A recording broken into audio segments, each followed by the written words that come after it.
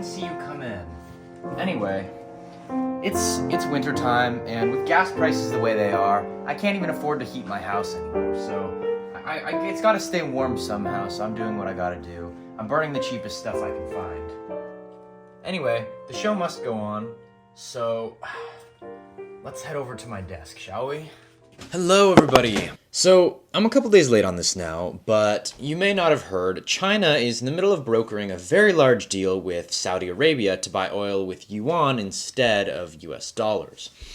Both parties have a lot to offer each other, and especially with all the new sanctions coming into play in the Middle East from the United States, it's just too inconvenient to do trades in a third-party currency. Now, a huge portion of the value of the US dollar is tied to its use in the oil trade. Crude oil is valued in US dollars, and it's the format in which exporters are paid.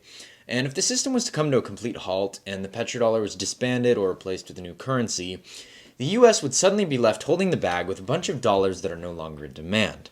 This would result in very rapid hyperinflation. On top of this, China holds a very large amount of US bonds, and this is because we give them a ton of dollars in return for the products that they produce and send to us, these cheap plastic things that we buy around here.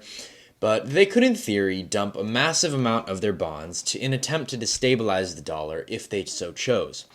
Now, imagine this in a setting with a big war, and right away, all the countries dump the United States dollar, and we're left with a currency that is pretty much valueless, and we need to produce weapons and ammunition and arm the forces and get ready for war. It could be catastrophic. There's various reasons why they probably wouldn't, and this is because it's in their interest for the relative purchasing power of the dollar to be higher than the yuan, because it keeps large companies in the United States, for example, buying Chinese products. If the yuan was suddenly more powerful than the dollar, the Chinese gross domestic product allocated to the United States would come to a complete standstill, because it wouldn't be profitable to buy from China anymore.